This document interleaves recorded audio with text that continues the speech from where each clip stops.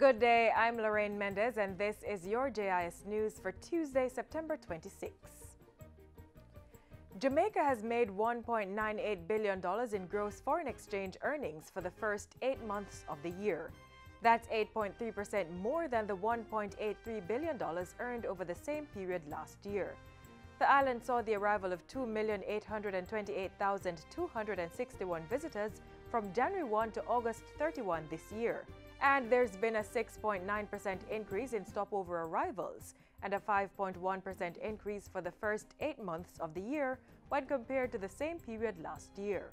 Prime Minister Andrew Holness revealed the figures at Sunday's launch of the 27th Jamaica Product Exchange, JPEX. Through business-to-business exchanges like JPEX, we are positioning the tourism industry to continuously generate higher growth rates in both visitor arrivals and earnings as we respond to new demographics and new spending patterns.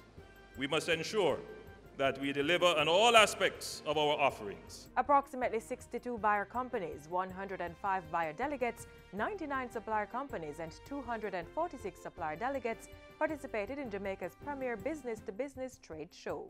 Meanwhile, Prime Minister Andrew Holness is calling on the church community to use its reach and resources to help fight crime.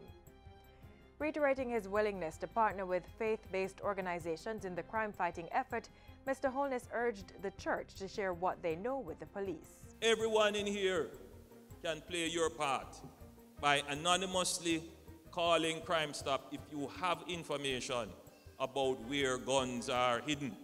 The security forces are well-trained, they are well-missioned, but they are greatly now accountable. Your information will be safe and you will be rewarded. Mr. Holness was speaking Sunday at the West Jamaica Conference Western Leadership Conference in Mount Salem, St. James. The function also served as the opening of the group's office where 7,000 youth are expected to receive mentorship. And a call is being made for volunteerism to be mandatory at the primary and secondary levels of the school system. Addressing the American Women's Group luncheon recently, wife of the Prime Minister, Juliet Holness, said every child should be required to participate in a voluntary activity, which would be added to their report card each year.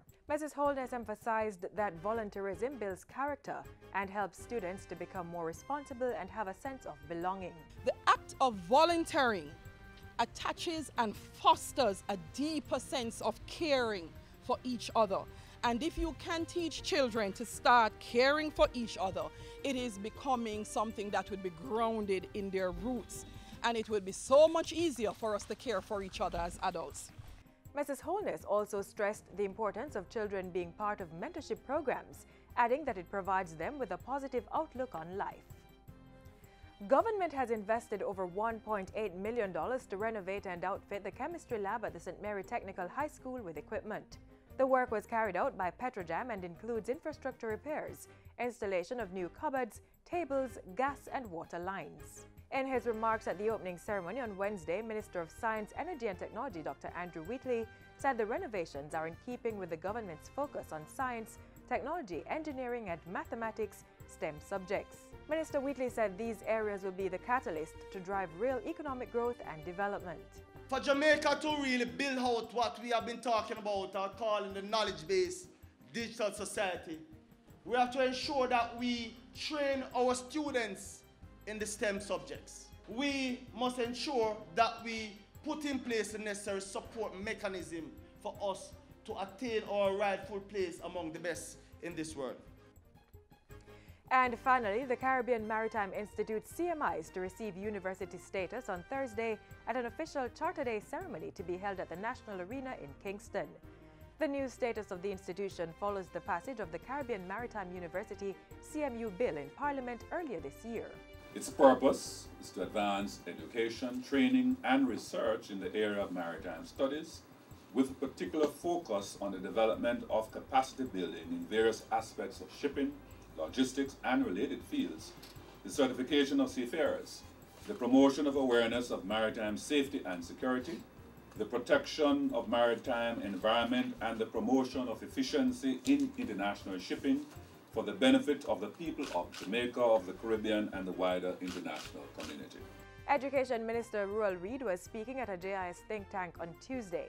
He added that the university status will put the CMI in a better position to access financing. The university status will allow for CMI to be eligible for global grant funding from various agencies and entities worldwide, which will enable the CMI, now CMU, to better administer its functions and perform its role as national economic driver through education, training, and certification. The CMI, which started in 1980 with 30 students, now has a population of just under 5,000.